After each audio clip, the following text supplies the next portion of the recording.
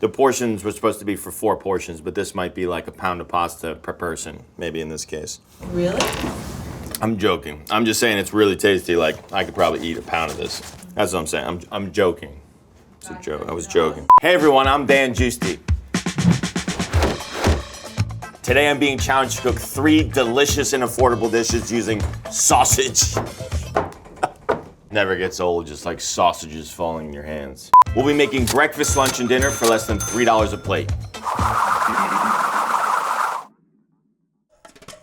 Sausage is a super versatile ingredient. You can find it in small links, large links, loose. Because most of the sausages are really seasoned very well, and they also include a lot of tasty fat in them, it really can add a ton of flavor to different dishes. There's a bunch of varieties of sausage, but today we're gonna be focusing on neutral flavored loose sausage. We're gonna be able to shape this and spice this however we would like. First up, breakfast. So next, yep. Sorry. We're gonna be making a chicken fried sausage breakfast sandwich. My inspiration for this dish was chicken fried steak. If you're not familiar with chicken fried steak, it's breaded and it's lightly fried and usually served with some kind of white gravy. Today, instead of steak, we're gonna be using loose pork sausage. Breading and frying this sausage is gonna add an extra layer of flavor and texture to this sandwich. The first thing we're gonna be doing is making these small patties out of the sausage itself. We're gonna measure out 4 4-ounce patties. If you don't have a scale, you buy a pound of sausage, it comes in a log. Using a knife, you could pretty easily determine 4 equal portions. So making the patties pretty thin, we want it to start off thin, otherwise you're gonna end up with this giant piece of fried sausage, which is probably not the worst thing ever, but it might be a little too much. We're actually gonna pop these in the freezer. We just want them to set up a little bit so they hold their structure more while we're breading them. Our sausage patties have been in the freezer for 15-20 minutes. We have our station set up, we have flour, we have eggs, and we're gonna do kind of a double breading process. So it's flour, egg, and then flour again. Just gonna create kind of a bigger crust, which I think is delicious, but also in the case of using this pork sausage, which is loose, it's gonna really protect it from just kind of disintegrating and falling apart when we fry it. You just wanna make sure it's coated. You don't need to like really push things in, but if you see, for example, when I'm going in the egg and you see a lot of dry flour, make sure that dry flour goes away. Same thing when you go back into the flour, make sure you don't see anything that looks wet. Our patty is still nice and firm, which is what we want. Now we're gonna go ahead and repeat that process with the rest of the remaining patties. So when you fry chicken, you only use flour instead of, say, using breadcrumbs as well. So that's where chicken fried sausage gets its name in this case, is we're just dipping it in flour and not using any breadcrumbs. All right, so we're finished breading the patties. We're gonna go pop them in the fridge for about 10 to 15 minutes, just so the breading kind of sets up on the outside, and then we'll be ready to fry them. Our patties are chilled and ready to go, so we're gonna start frying. I've got a cast iron skillet here. You can use whatever kind of pot, pan you have. I will say it does help to have a heavy bottomed pot or pan. When we add these cold patties to this oil, it will cool them down a bit, but that kind of heavy bottom will help maintain the heat. When you fry things, you wanna use a neutral flavored oil that has a high smoke point. So it's getting a nice golden brown color. I'm just gonna carefully flip it here. This is kind of the color we're looking for. I'd say you're probably gonna cook this for like 3 to 4 minutes on each side. Probably gonna take you less than 10 minutes total to cook a patty. So I think we're crispy here. Go ahead and take it off. While it's still hot and the oil is still hot on the outside, I'm gonna season it a little bit with salt. It's looking good, looking crispy. It's looking great, actually. It's looking great.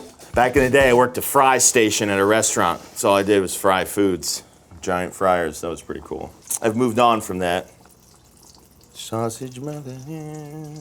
When you're frying something, and when you first put something into oil to fry it, you're gonna see a lot of bubbles.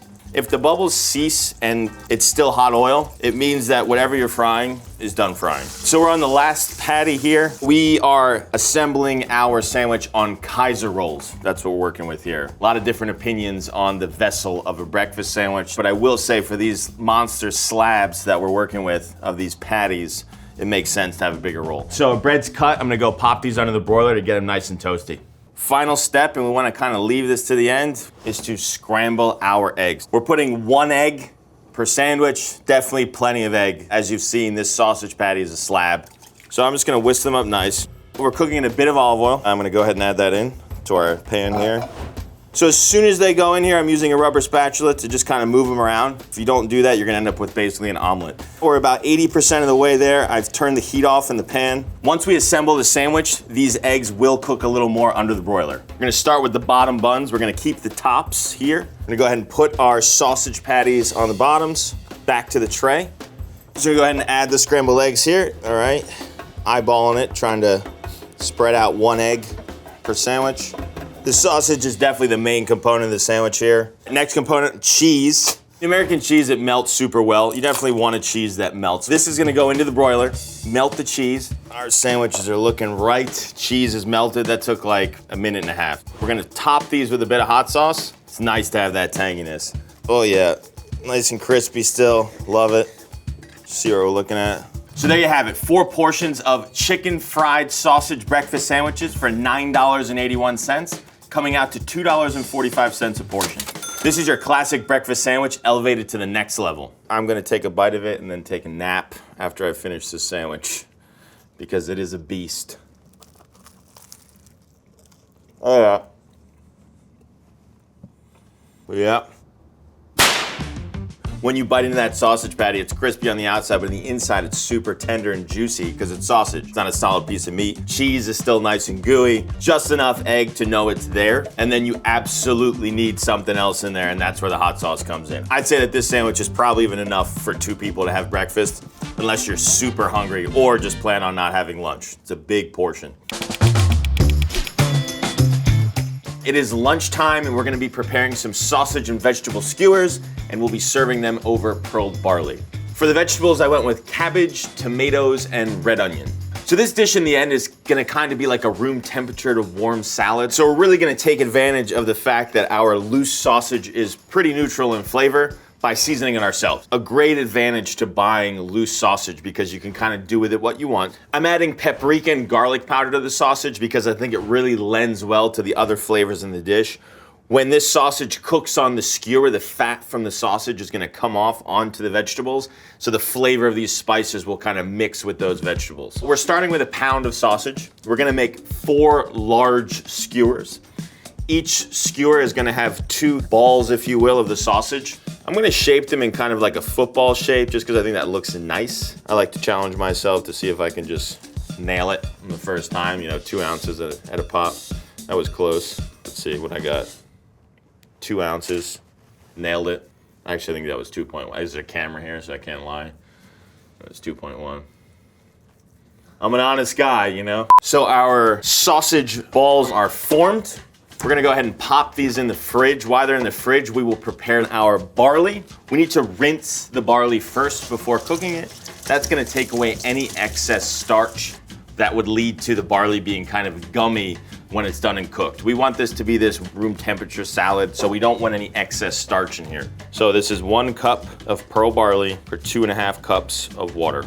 We're gonna add a touch of salt into here. We're gonna season this a little later as well, so I'm not too concerned. I just wanna add a bit of salt, low to medium heat, and let it go. We just wanna get it to a simmer until the barley is tender and the water has completely evaporated.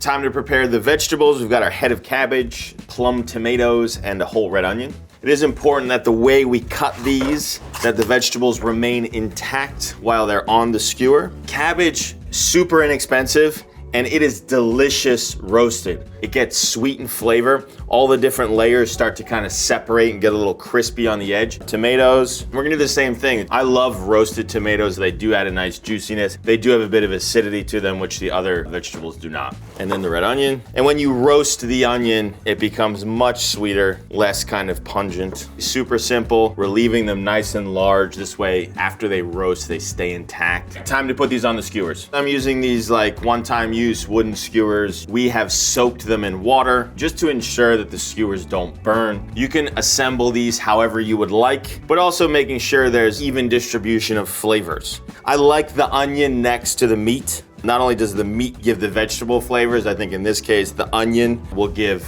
the meat quite a nice flavor. But that's one done. You see, it's a pretty quick process. Once you have everything set up, easy. You know which way you're gonna put things. I like the idea of using sausage for this primarily because the fat to meat ratio is perfect for something like this, in that the meat is gonna stay nice and juicy and moist and also contribute to the flavor of the rest of the vegetables. You know, you could put entirely different things on here. As long as your vegetables have a similar cook time, you can pretty much put anything on these skewers. We're gonna season a little bit. Olive oil is going to kind of promote the roasting of the vegetables. So a little salt. The sausage doesn't need more salt. So be deliberate where you put it. And I think people, when they think of skewers, they think that you need to have like a barbecue or a grill to cook it on. You cook it in the oven. So the skewers make the cooking process really easy. So if all of these items were individual in a pan, you'd have to flip them all individually. When they're on a skewer like this, you just flip them as you go. So I'm gonna go and pop these in the oven on the broiler setting at like 450 degrees. Every broiler is different. In some broilers, these might take 5 minutes on each side. In some other broilers, it might take 10 minutes on each side. Our barley has been cooking for about 35 minutes. From what I can see, it looks like all the water has absorbed. I'm just gonna go ahead and taste it. It's cooked. So I think barley's great for this serving for a lot of reasons. One of which is that it's a great thing to eat room temperature or even cold for that matter. We're gonna dress it with just a touch of olive oil so as it cools, it doesn't stick together. We want it to be nice individual granules. I'm just gonna fold this in. It's time to make our vinaigrette. So main component to the dish, the barley, the skewers themselves, and we're gonna dress everything with a very simple vinaigrette. Red wine vinegar, olive oil. We're gonna add a touch of garlic powder because garlic powder is great. A little salt and pepper, and then some chopped parsley. So we're keeping the vinaigrette very simple and also very light. We just wanna add something to really dress and add some more moisture back throughout the dish. But between the meat and the vegetables themselves, we don't really wanna cover up those flavors. So just something to accent them and bring them forward. All right, I've got a big smile on my face because these things are looking delicious. They smell amazing. I'm sorry you can't smell them. It is time to plate these up. In my broiler here, it took me about 10 minutes on each side to really get these nice and caramelized. We're gonna start with our barleys. We're gonna make a very kind of shallow bed. We don't want it to be this pile of barley. I'm gonna take things off the skewer. I'm loving the way the vegetables look and feel. They're cooked. And the tomato, perfect. You could keep the sausage balls whole. I'm gonna cut them in half. I think it will look nicer. Kind of use this as like the anchor to our dish here because it's beautiful. I'm just gonna work these in here. I'm gonna put a tomato here, seeing it there. So when I'm plating, I do trying to keep things looking natural as they would say if a plant was growing, versus having things perpendicular or things parallel. Here we have our vinaigrette. It adds a lot of color to the dish. I'm gonna add some fresh cracked black pepper. So this really turned out well. It looks beautiful. We've got 4 servings of sausage and vegetable skewers over Pro Barley for $10.36, coming out to $2.59 a portion. Let's dig in. Cabbage. Cabbage is underrated. Juicy, charred, a little sweet. When you cook sausage like this, it is so delicious. And by adding just a touch of paprika and garlic powder, it's like a different product. Barley like takes it to another level. It's like this chewy, substantial texture. But that vinegar and the parsley really livens the whole thing up.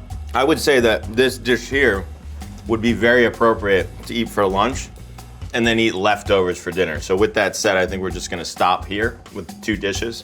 I'm feeling pretty good about that. Just kidding, we're actually still making dinner because I am contractually obligated to do so. To finish things off, we are working with a one-pot wonder, rigatoni with spicy sausage and broccoli. We're gonna build our sauce, if you will, for our pasta in a roasting pan, and we're gonna finish that sauce in the oven. I'm gonna add a bit of olive oil to start things off, not a ton. Well, if you put this into a very hot pan and nothing is in there, it could start to stick right away. Our pan is starting to smoke, which means it's very hot, so I'm gonna add the sausage. I do prefer to start with a neutral sausage and add spice to it. Then you can control the amount of spice you have. We're gonna continue to build our one-pot wonder here. Next step, garlic. This is the most work you're gonna have to do for this dish, is peel garlic and slice it. Don't focus on too much. If this garlic's like slightly too thick, it's not gonna matter. It's gonna cook down in here nice. Oftentimes when you see this pasta dish of pasta with sausage and broccoli, usually broccoli rabe or rapini, which is like a bitter broccoli, to save some money and save some time, we're gonna actually use frozen broccoli florets. I think a lot of people are adverse to using frozen vegetables or frozen fruits because you can get maybe not the best result out of it. But if you really know how to handle it and you use it in the right applications, the result is amazing. As the broccoli thaws, it's gonna release water. There's a lot of surface area. It's very hot, so as the water comes out of the broccoli, it's evaporating immediately. That's why it's gonna keep its integrity and not turn to mush when we cook it. So I'm gonna add the garlic. I'm gonna add the chili flake, which is gonna give it some nice spice. So I'm gonna add a bit of tomato paste. When we finish the sauce, we're gonna be adding some pasta water. So the pasta water with the tomato paste is gonna form a little bit of a sauce that it's gonna have intense flavor, but it's not gonna be a full-on tomato sauce. This is ready to go into the oven. I'm gonna go ahead and pop it in there at 400 degrees. Probably gonna cook for 20 minutes. While the sauce is roasting in the oven, we're gonna start cooking the pasta. We got a pot of boiling water here. I'm gonna season it up as we do. We season it with salt. I would say arguably the best shape of pasta on earth. That's the rigatoni, it's just a half rigatoni. I love this as a pasta, just a preference. When you first put pasta into boiling water, just give it a stir. You're on a timeline now. We have a couple more minutes for the pasta to be done cooking. I'm gonna go grab the sauce out of the oven and then we're gonna finish this thing up. Our sausage and broccoli is looking right. Pasta water is your friend. The pasta water is going to bring our kind of sauce together. We're gonna add that to our vegetables. Broccoli, roasted, completely held its shape. I'm gonna get maybe 3 cups. I'm gonna go ahead and drain our pasta in a colander. We'll go right into our pot.